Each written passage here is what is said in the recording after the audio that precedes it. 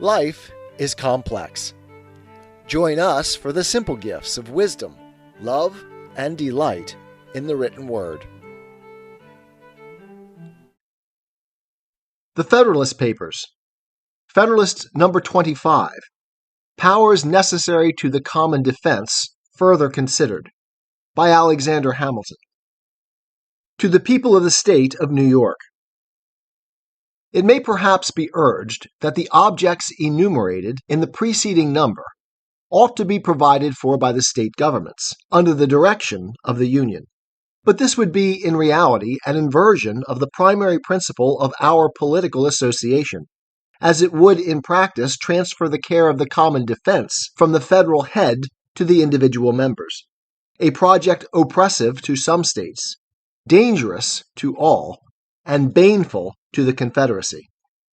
The territories of Britain, Spain, and of the Indian nations in our neighborhood do not border on particular states, but encircle the Union from Maine to Georgia. The danger, though in different degrees, is therefore common, and the means of guarding against it ought, in like manner, to be the objects of common councils, and of a common treasury. It happens that some states, from local situation, are more directly exposed. New York is of this class. Upon the plan of separate provisions, New York would have to sustain the whole weight of the establishments requisite to her immediate safety, and to the mediate or ultimate protection of her neighbors. This would neither be equitable as it respected New York, nor safe as it respected the other states. Various inconveniences would attend such a system. The states to whose lot it might fall to support the necessary establishments would be as little able as willing, for a considerable time to come, to bear the burden of competent provisions. The security of all would thus be subjected to the parsimony, improvidence, or inability of a part. If the resources of such part becoming more abundant and extensive, its provisions should be proportionally enlarged, the other states would quickly take the alarm at seeing the whole military force of the Union in the hands of 2 or 3 of its members, and those probably amongst the most powerful. They would each choose to have some counterpoise, and pretenses could easily be contrived. In this situation, military establishments, nourished by mutual jealousy, would be apt to swell beyond their natural or proper size, and being at the separate disposal of the members, they would be engines for the abridgment or demolition of the national authority. Reasons have been already given to induce a supposition that the state governments will too naturally be prone to a rivalship with that of the Union, the foundation of which will be the love of power, and that in any contest between the federal head and one of its members, the people will be most apt to unite with their local government.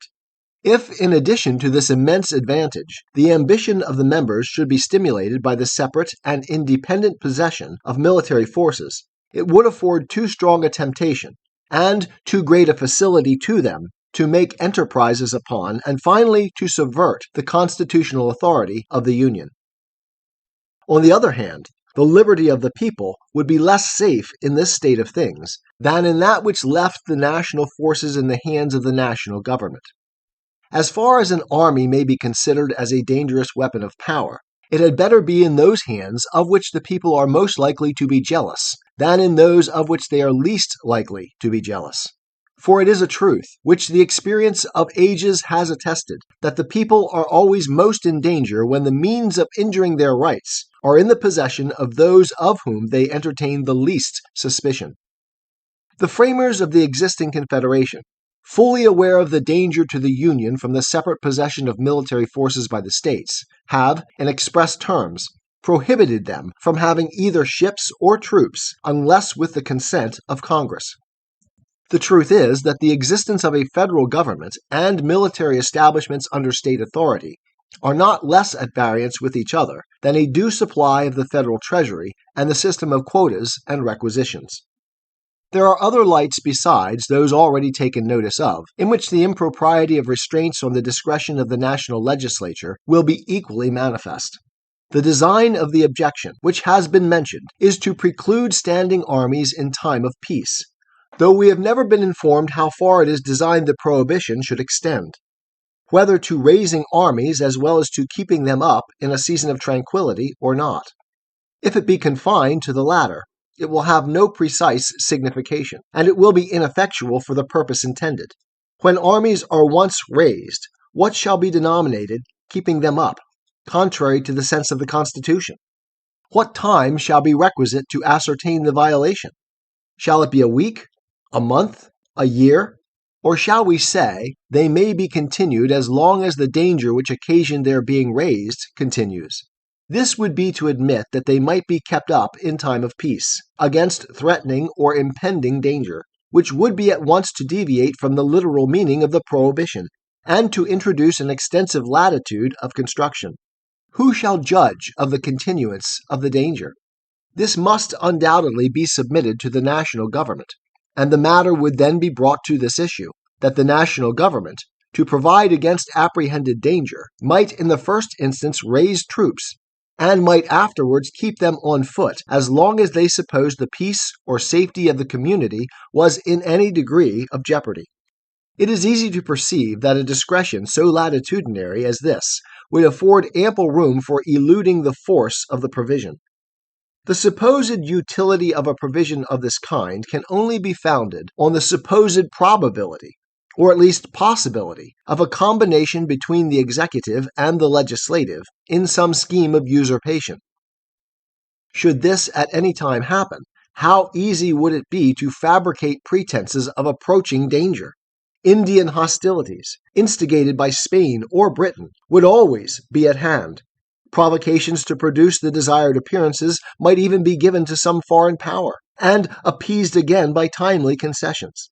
If we can reasonably presume such a combination to have been formed, and that the enterprise is warranted by a sufficient prospect of success, the army, when once raised, from whatever cause, or on whatever pretext, may be applied to the execution of the project.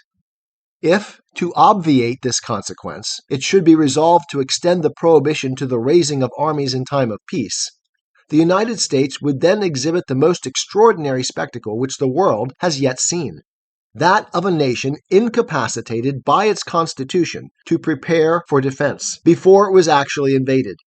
As the ceremony of a formal denunciation of war has of late fallen into disuse, the presence of an enemy within our territories must be waited for, as the legal warrant to the government to begin its levies of men for the protection of the state. We must receive the blow before we could even prepare to return it.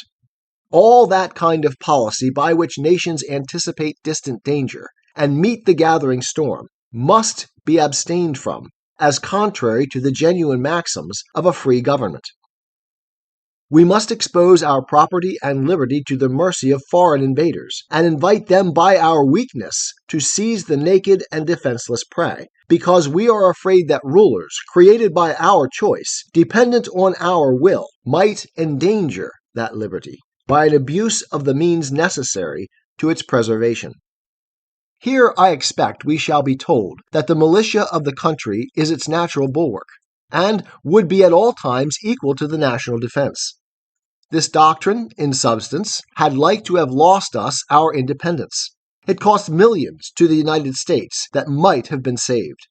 The facts which, from our own experience, forbid a reliance of this kind are too recent to permit us to be the dupes of such a suggestion.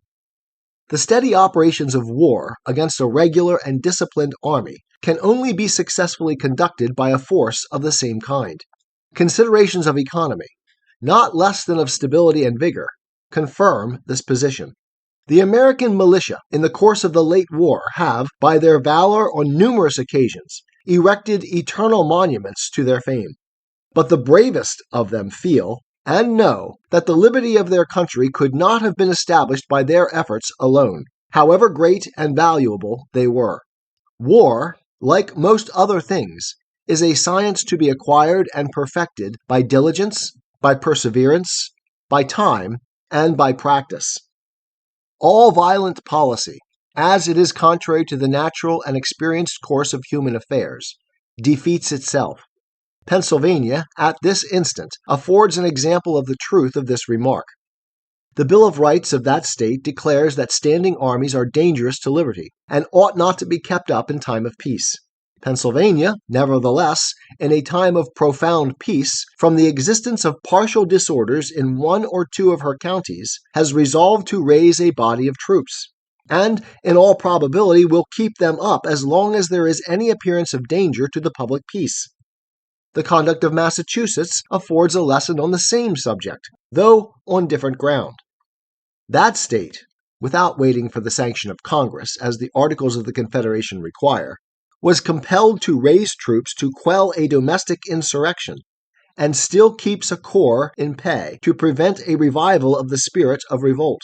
The particular Constitution of Massachusetts opposed no obstacle to the measure, but the instance is still of use to instruct us that cases are likely to occur under our government, as well as under those of other nations, which will sometimes render a military force in time of peace essential to the security of the society, and that it is therefore improper in this respect to control the legislative discretion. It also teaches us, in its application to the United States, how little the rights of a feeble government are likely to be respected, even by its own constituents. And it teaches us, in addition to the rest, how unequal parchment provisions are to a struggle with public necessity. It was a fundamental maxim of the Lacedaemonian Commonwealth that the post of admiral should not be conferred twice on the same person. The Peloponnesian confederates, having suffered a severe defeat at sea from the Athenians, demanded Lysander, who had before served with success in that capacity, to command the combined fleets. The Lacedaemonians, to gratify their allies, and yet preserve the semblance of an adherence to their ancient institutions, had recourse to the flimsy subterfuge of investing Lysander with the real power of admiral under the nominal title of vice-admiral. This instance is selected from among a multitude that might be cited to confirm the truth already advanced and illustrated by domestic examples, which is, that nations pay little regard to rules and maxims calculated in their very nature to run counter to the necessities of society. Wise politicians will be cautious about fettering the government with restrictions that cannot be observed, because they know that every breach of the fundamental laws, though dictated by necessity, impairs that sacred reverence which ought to be maintained in the breast of rulers towards the constitution of a country, and forms a precedent for other breaches where the same plea of necessity does not exist at all, or is less urgent and palpable. Publius. 'Tis the gift to be simple, 'tis the gift to be free, 'tis the gift to come down where we ought to be, and when we find ourselves in the place just right, 'twill be in the valley of love and delight. When true simplicity is gained, to bow and to bend, we will not be ashamed. To turn will be our delight, till by turning, we come round right.